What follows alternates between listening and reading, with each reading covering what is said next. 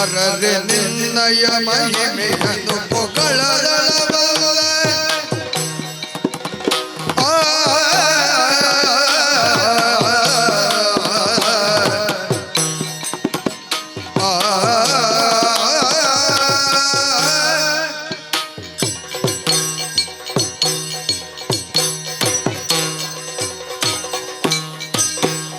ಅರರೆ ನಿನ್ನಯ ಮಹಿಮೆಯನ್ನು ಪೊಗಳದಳಬಲ್ಲ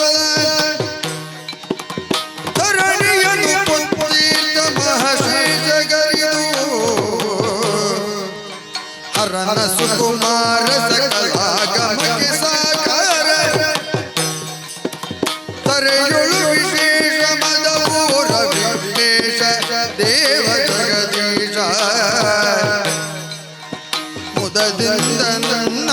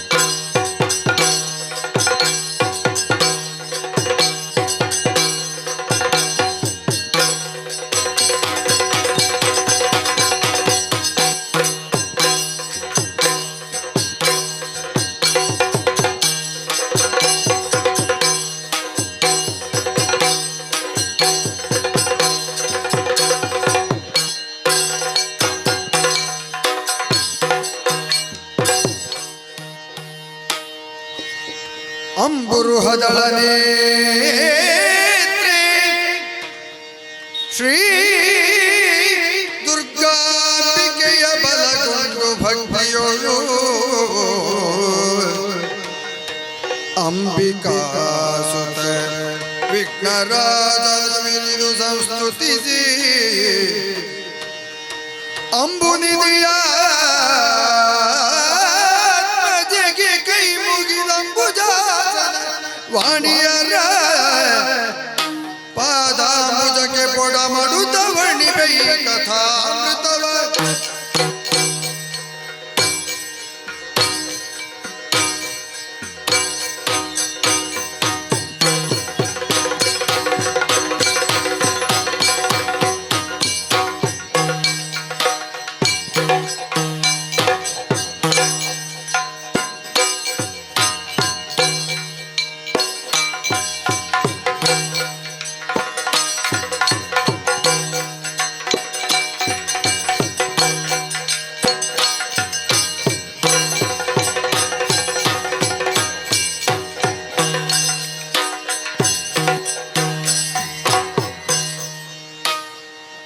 ಕೌಸಲ್ಯ ಸುಪ್ರಜಾ ರಾಮ ಪೂರ್ವ ಸಂಧ್ಯಾ ಪ್ರವರ್ತತೆ ಉತ್ತಿಷ್ಠ ನರಶಾರ್ದೂಲ ಕರ್ತವ್ಯೌ ದೈವಮಾನ್ನಿಕೌ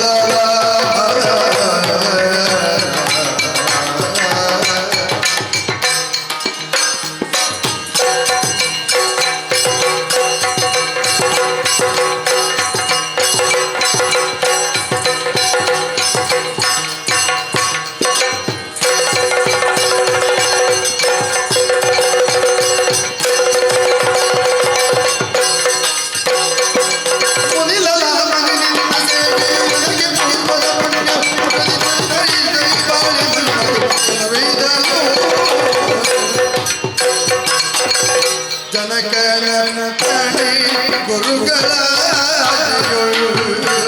ಅನುಸರಿಸಿ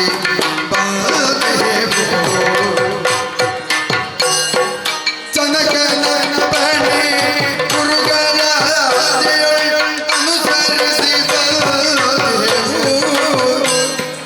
ಶ್ರೀಪದವನ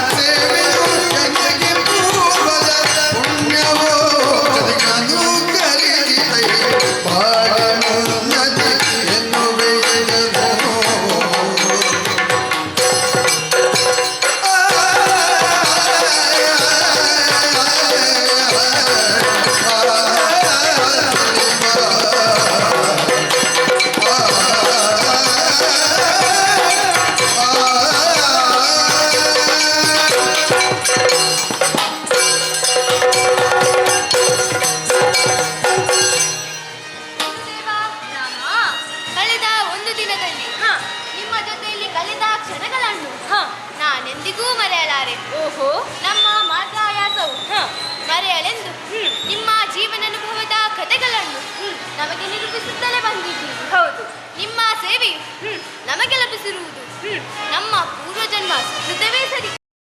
ದೇವ ರಾಮ, ನಮ್ಮ ಬಾಳಿನ ಉನ್ನತಿಯಾಗುವುದಕ್ಕೆ ಮಾರ್ಗದರ್ಶನ ಮಾಡಬೇಕೆಂದಿದೆ ನನ್ನ ವಿನೀತ ಪ್ರಾರ್ಥನೆ. ಆಗಲಿ ರಾಮ.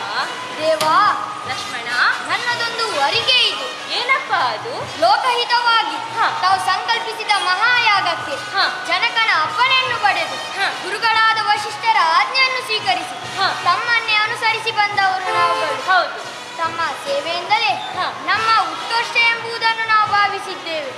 ಆದ್ದರಿಂದ ನಮ್ಮಿಂದ ಏನು ಸೇವೆ ಆಗಬೇಕೆಂದು ಆದೇಶಿಸಿದರೆ ಸಾಕು, ನಡೆಸಿಕೊಡುತ್ತೇವೆ.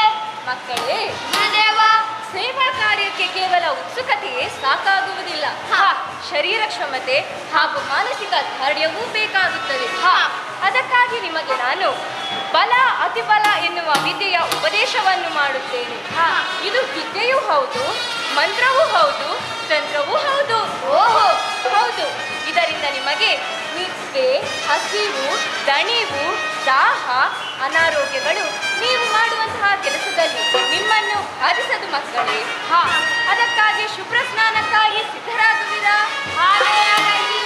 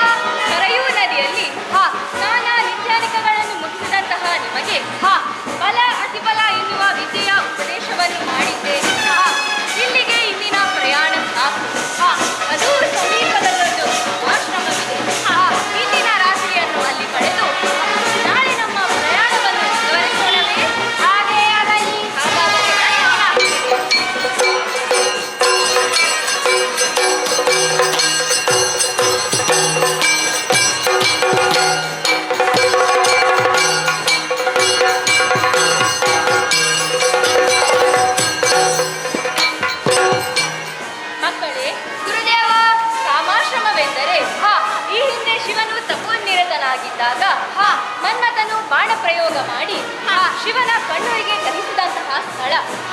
ಈ ವಿವರಗಳನ್ನೆಲ್ಲ ಕಳೆದ ರಾತ್ರಿಯೇ ನಿಮಗೆ ತಿಳಿಸಿದ್ದೇನೆ. ಇನ್ನು ತಡ ಮಾಡುವುದು ಸರಿಯಲ್ಲ. ಅದು ಮುಂದೆ ಕಾಣುತ್ತಿರುವುದೇ ಪಾವನವಾದ ಗಂಗಾ ನದಿ. ಅದನ್ನು ದಾಟಿ ದಕ್ಷಿಣ ತಟದಲ್ಲಿರುವ ನಿಬಿಡ ಅರಣ್ಯವೊಂದರ ಮೂಲಕ ನಮ್ಮ ಪ್ರಯಾಣ ಮುಂದುವರಿಯಬೇಕಾಗಿದೆ. ತಡ ಮಾಡುವುದು ಸರಿಯಲ್ಲ. ನಡೆಯೋಣ ಕಡೆಗೆ. ಹಾಗೇ ಆಗಲಿ.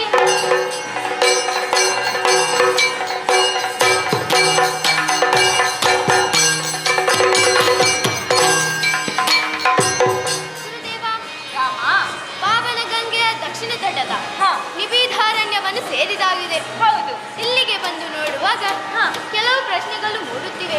ಓಹೋ, ಹೇಳಬಹುದೇ ಗುರುದೇವ? ಕೇಳಪ್ಪ.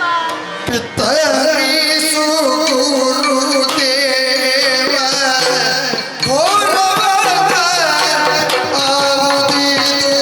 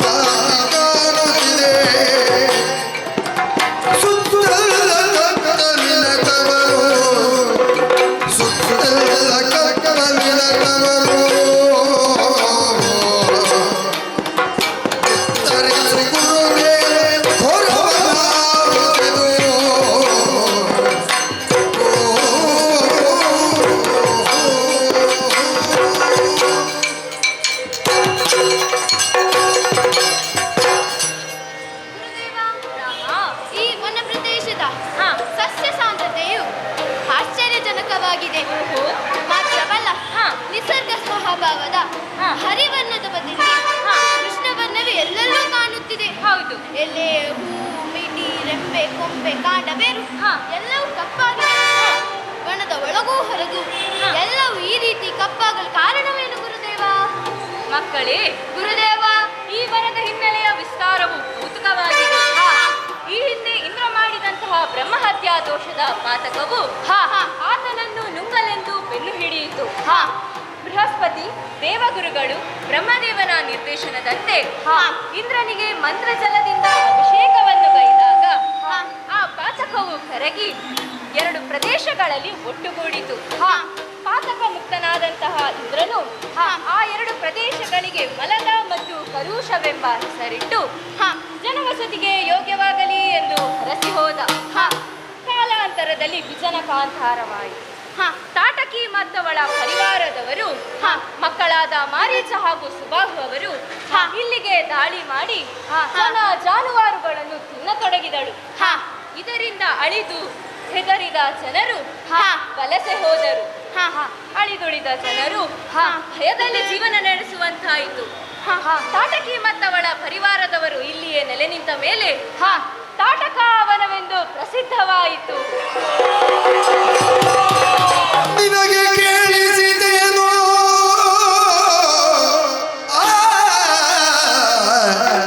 ನಿನಗೆ ಕೇಳಿಸಿದೇನೋ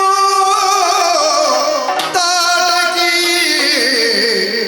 ಜನರ ಗಂಧಕ್ಕೆ ಕೆರಳಿ ಗರ್ಭಿತ ಧ್ವನಿಯು ತಳುವನೆ ಕೊಡು ನೀ ಆಕೆಯ ತಳುವದೆ ಕೊಲು ಎನಲು ರಾಮಮಣಿದಾದ ಆ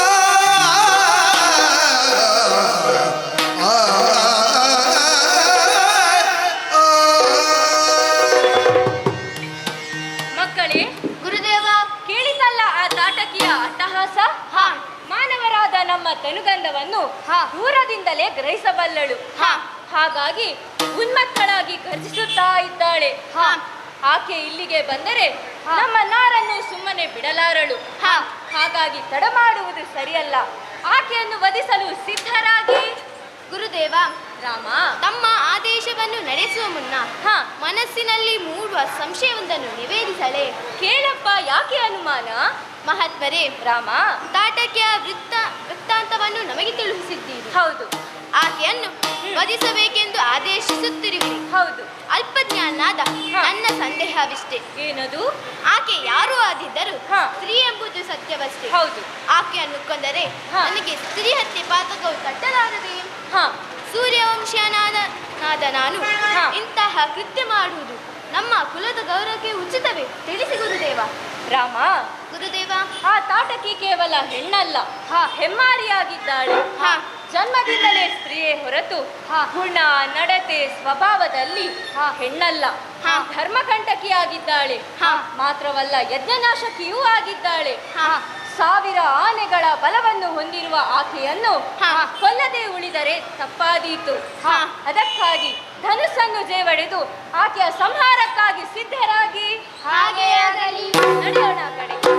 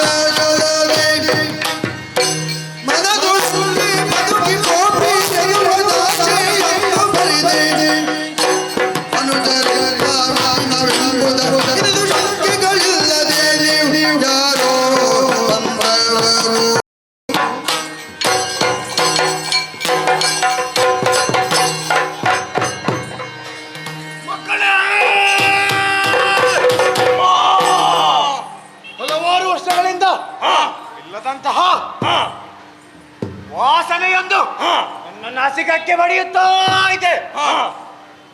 ಇದು ಆ ಮಾನವರ ವಾಸನೆಯೇ ಸರಿ. ಈ ತಾಟಗೆ ಇರುವಂತಹ ವನಕ್ಕೆ ಬರುವಷ್ಟು ಧೈರ್ಯವೇ ಈ ಹುಲು ಮಾನವರಿಗೆ. ಇವರನ್ನು ಏನು ಮಾಡೋಣ? ಉದರಾಗಿ ಕಾಡುತ್ತಿದೆ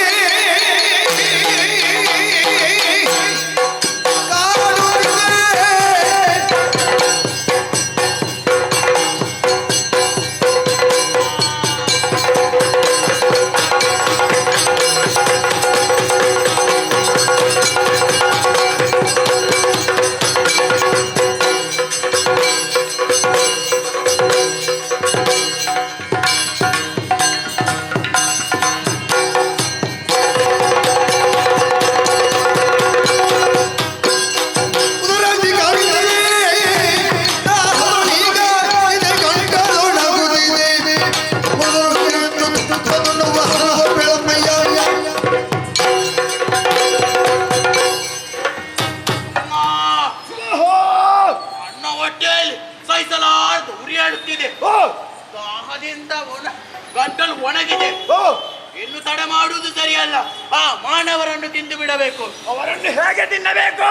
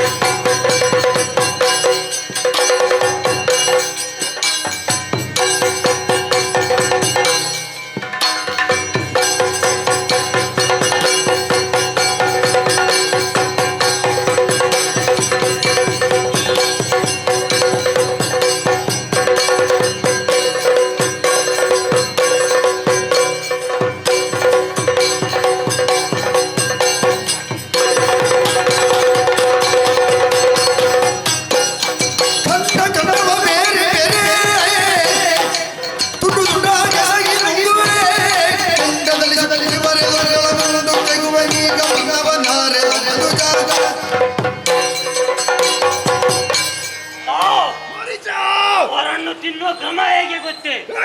ಅವರನ್ನು ಕಂಡಗಳಾಗಿ ತುಂಡರಿಸಿ ಬೆಂಕಿಯಲ್ಲಿ ಉರಿದು ತಿನ್ನಬೇಕು. ಅವರ ರಕ್ತವನ್ನು ಘಟಘಟನೆ ಕುಡಿದು ನಮ್ಮ ದಾಹವನ್ನು ತೀರಿಸಿಕೊಳ್ಳಬೇಕು. ಅವರ ಚರ್ಮವನ್ನು ಒಣಗಿಸಿ ಮಳೆಗಾಲದಲ್ಲಿ ತಿನ್ನಬೇಕು. ಇದು ಬಹಳ ಒಳ್ಳೆಯದಾಗ್ತದೆ. ಮಳೆಗಾಲದಲ್ಲಿ ಅವರನ್ನು ಹಪ್ಪಳ ಮಾಡಿ ತಿನ್ನಬಹುದು. ಹೀಗೆ ಬಂದಂತವರನ್ನು ಸುಮ್ಮನೆ ಬಿಡುವುದು ಸರಿಯೇ? ಅವರನ್ನು ತಡೆಯುವುದಕ್ಕಾಗಿ ಮುಂದುವರಿಯೋಣವೇ? ಹಾಗೆ ಆಗಲಿ.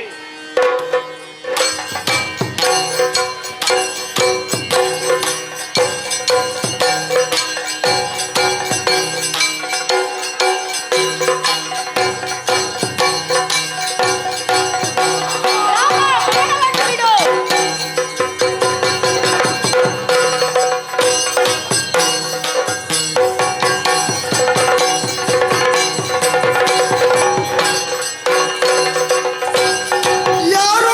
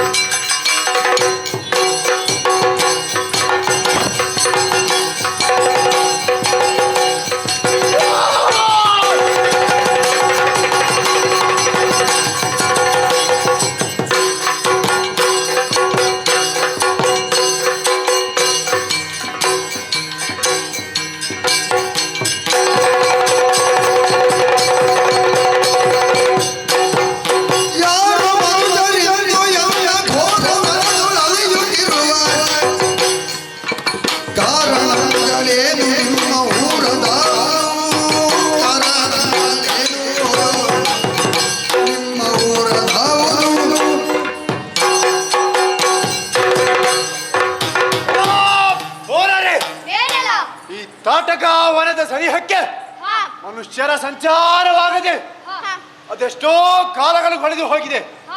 ಇಂದು ನೀವು ಮೂವರು ಬಂದಿದ್ದೀರಾ.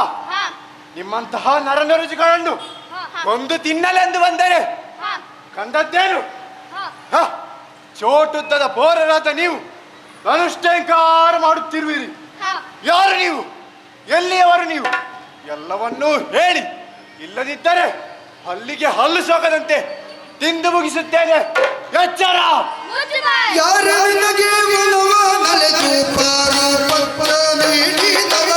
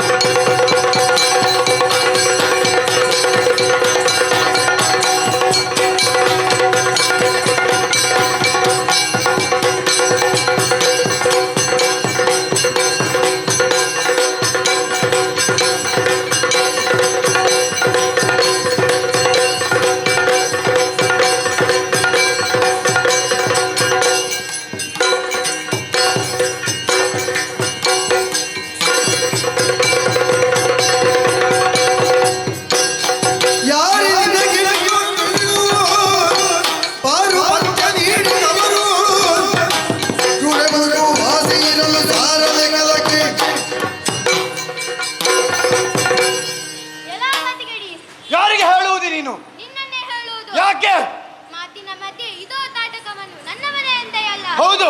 ಈ ಭೂಮಂಡಲವೇ ಅಯೋಧ್ಯಾಧಿಪತಿ ದಶರಥ ಭೂಪತಿ ಅಂದರೆ ನಮ್ಮ ತೀರ್ಥರೂಪರಿಗೆ ಸೇರಿದ್ದು. ಓಹೋ ಎಂಬಾಗ ಅವರಡಿಯಲ್ಲಿ ಈ ವನವೆಷ್ಟನ್ನು ನಿನಗೆ ಉಂಬಳಿ ಕೊಟ್ಟವರಾರು? ಇಲ್ಲಿಗೆ ಜನಸಂಚಾರವನ್ನು ನಿಯಂತ್ರಿಸುವ ನಿನಗೆ ಅಧಿಕಾರ ಕೊಟ್ಟವರಾರು? ಎಲ್ಲ ರಕ್ಕಸಿ ಏನು ನಿನಗೆ ಬದುಕಬೇಕೆಂದು ಆಸೆ ಇದ್ದರೆ ಈ ಕ್ಷಣದಲ್ಲಿ ಈ ವನವನ್ನು ಬಿಟ್ಟು ತೊಲಗು. ಇಲ್ಲದಿದ್ದರೆ ನಿನ್ನ ಪ್ರಾಣವು ದೇಹದಿಂದ ತೊಲಗಿದ ಎಚ್ಚರಿಕೆ. ಮುಚ್ಚಿಬಾಯ್. ಎನ್ನ ಬೆಳವಣಿಗೆ ಬಂದು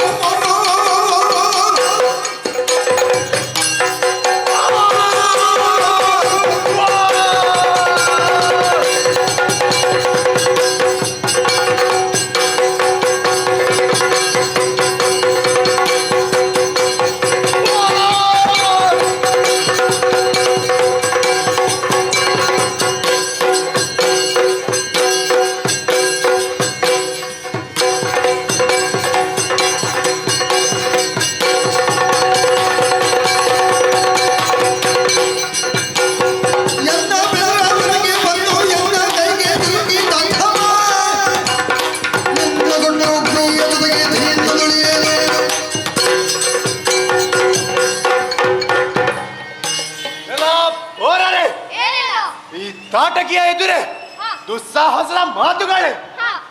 ನಿಮ್ಮನ್ನು ಈಗಿಂದ ಈಗಲೇ ತಿಂದು ಮುಗಿಸುತ್ತೇನೆ. ಎಚ್ಚರ.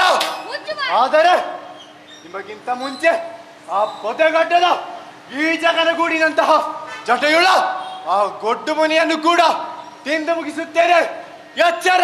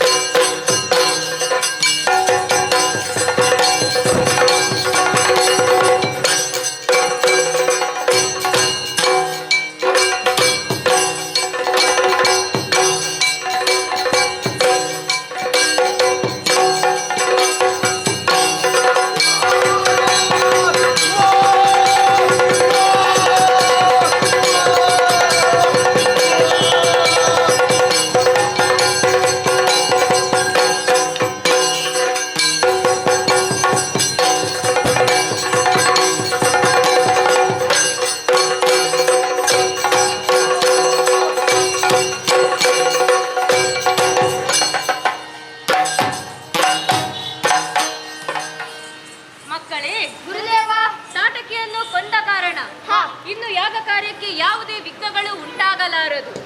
ತಡ ಮಾಡುವುದು ಸರಿಯಲ್ಲ. ಯಾಗ ಕಾರ್ಯವನ್ನು ಮುಂದುವರೆಸಬೇಕು. ನಡೆಯೋಣ ಆ ಕಡೆಗೆ. ಹಾಗೆ ಆಗಲಿ.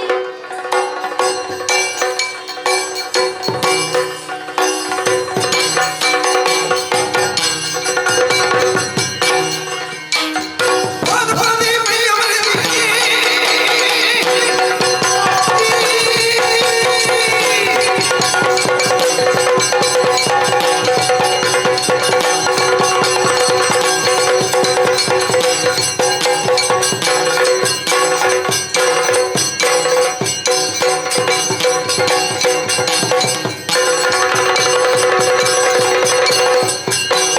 ಪಾರ್ವತಿ ಮೈಯವರಿಗೆ ನಾನೊಂದು ಮಾತನಾಡ ಸೋಲೆಯನ್ನು ಬಗೆಹರಿಸಿದ ಪೊಲೀಸಾಚಾರ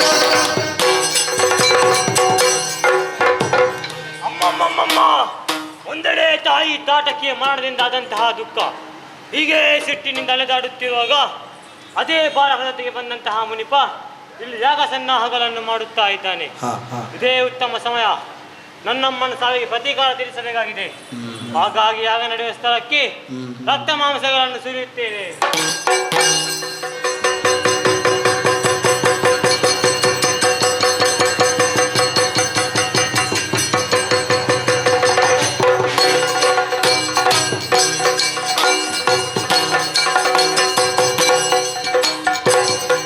ಏನಿದೆ ಆಶ್ಚರ್ಯ? ಯಾವುದೋ ದುಷ್ಟ ಶಕ್ತಿ ಯಾಗವನ್ನು ಕೆಡಿಸಲೆಂದು ರಕ್ತ ಮಾಂಸ ಇತ್ಯಾದಿ ಆಕಾಶದಿಂದ ಸುರಿಯುತ್ತಲಿವೆ. ಲಕ್ಷ್ಮಣ, ಈ ಮಲಿನ ವಸ್ತುಗಳನ್ನು ಯಜ್ಞಕುಂಡಕ್ಕೆ ಬೀಳದಂತೆ ನಾನು ಬಾಣದ ಚಪ್ಪರವನ್ನು ರಚಿಸಿದ್ದೇನೆ. ಆದರೂ ಎಚ್ಚರಿಕೆಯಿಂದ ನೋಡುತ್ತಲಿರು. ಯಾವುದೇ ಕಾರಣಕ್ಕೂ ಯಾಗ ಹಾಳಾಗಬಾರದು. ನಾನು ದಿವ್ಯಸ್ತ್ರವೊಂದನ್ನು ಪ್ರಯೋಗಿಸಿ ಅದೃಶ್ಯ ದುಷ್ಟ ಶಕ್ತಿಗಳನ್ನು ವ್ಯಕ್ತವಾಗುವಂತೆ ಮಾಡುತ್ತೇನೆ. ಹಾಗೆ ಆಗಲಿ.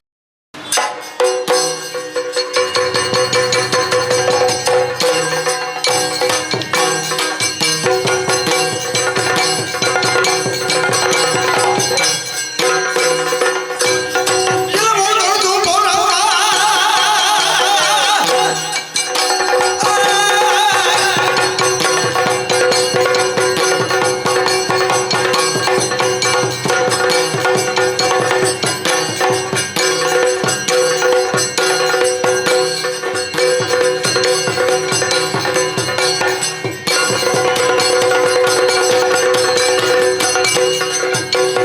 ಕೆಲವೊಂದು ಪೌರ ಯಾವ ಪತಿ ಮಾತೆಯನ್ನು ಕೊಂದಿರೆ ಕಳಹು ಬೇಗ ಎಲ್ಲ ಕೈಯನ್ನು ಹಿಡಿಬಾರದಾವೆ. ನರಸಿಂಹಿಗಳೇ, ಏನೆಲ್ಲ? ನನ್ನಮ್ಮನ ಸಾವಿಗೆ ಪ್ರತೀಕಾರ ತೀರಿಸಬೇಕಾಗಿದೆ. ಹಾ. ಹಾಗಾಗಿ ನಿಮ್ಮನ್ನು ನುಂಗಿ ಮೊದಲು ಆ ಕಾರ್ಯವನ್ನು ಮಾಡುತ್ತೇನೆ. ಮುಜಾಯ್. ಕದುವಿ ನಾಶ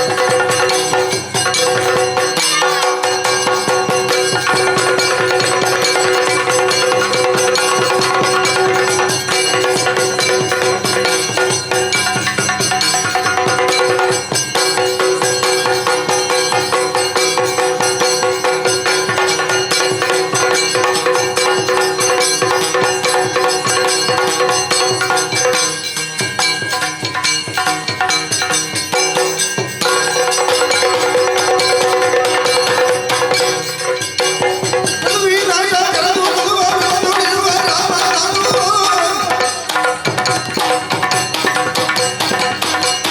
ಹಿಡಿಯೋಳಿರುವ ಆಸೆ ಇರೆ ಹಿಡಿಯೋಳಿರುವ ಆಸೆ ಇರೆ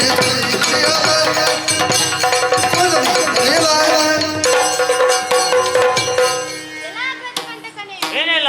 ನಿಮ್ಮಂತ ಯಜ್ಞ ವಿರೋಧಿಗಳನ್ನು ಹಾ, ಕೊಳ್ಳುವುದಕ್ಕೆ ಹಾ. ಗುರುಗಳಿಂದ ವೀಕ್ಷೆ ಪಡೆದ ನಾನೇ ರಾಮ. ಹೌದೇ? ಆ ಕಾರ್ಯದಲ್ಲಿ ನಿನ್ನ ತಾಯಿಯನ್ನು ಕೊಂದ ನಾನೇ ದಾಶರಥಿ. ಹಾ, ಈ ಯಾಗಕ್ಕೆ ಕಂಟಕನಾದ ನೀನು ಇಂತಹ ಕೆಲಸಗಳನ್ನು ನಿಲ್ಲಿಸಿದರೆ ನಾನು ನಿನ್ನನ್ನು ಕ್ಷಮಿಸುತ್ತೇನೆ. ಇಲ್ಲಾದರೆ ನಿನ್ನ ಪ್ರಾಣವು ದೇಹದಿಂದ ತೊಲಗಿದ್ದು ಎಚ್ಚರಿಕೆ. ಬಾ ಮುಂದೆ.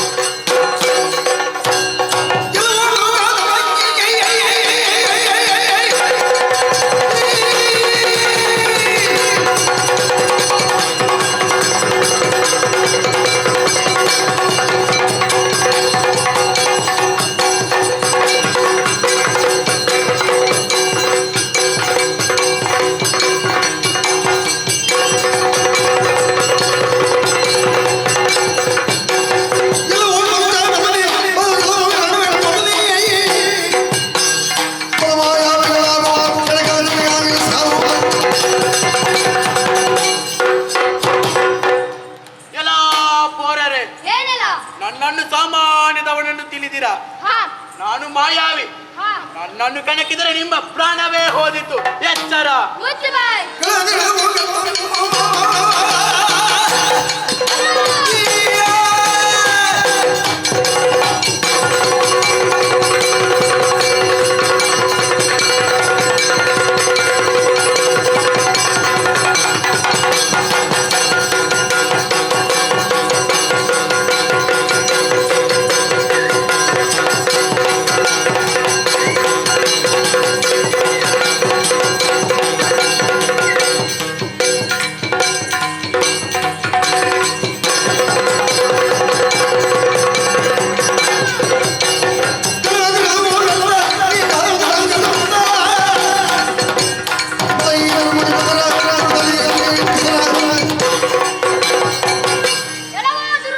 ಏನೇಳ? ಹಾಗೆ ಬಂದಂತೆ ಮಾತನಾಡಬೇಡ. ನಿನ್ನ ಬಗ್ಗೆ ನೀನೇ ಆಡಿಕೊಂಡಾಡಬೇಕಾಗಿಲ್ಲ. ಬಲಹೀನರಾದ ಋಷಿಗಳನ್ನು ಹಿಂಸಿಸುವುದಕ್ಕೆ ಮಾತ್ರ ನಿನ್ನ ಸಾಮರ್ಥ್ಯ. ಮಾಡಿದ ಕೆಲಸ ತಪ್ಪಾಯ್ತೆಂದು ಶರಣಾಗತಿಯನ್ನು ಹೊಂದಿದರೆ ಬದುಕುತ್ತೀಯ, ಇಲ್ಲವಾದರೆ ಯಮನವಲ್ಲೇ ಕಟ್ಟುತ್ತೇನೆ. ಮುಂದೆ